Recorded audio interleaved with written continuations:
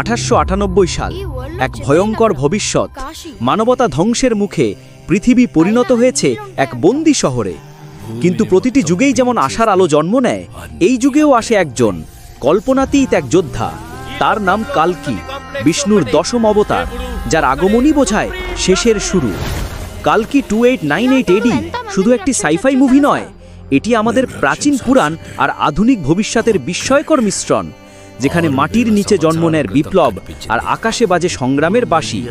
প্রভাস, দীপিকা, অমিতাভ বচ্চন আর কমল হাসানের অভিনয়ে এই মুভি যেন এক জীবন্ত পৌরাণিক মহাকাব্য, যা একদিকে দেখায় প্রযুক্তির শিখর, আবার অন্যদিকে তুলে ধরে আত্মত্যাগ, বিশ্বাস আর নিয়তির লড়াই। এই তো সেই গল্প যেখানে সময় থেমে থাকে না, কিন্তু একজন এসে সময়কেও বদলে দেয়। সেটাই কালকি।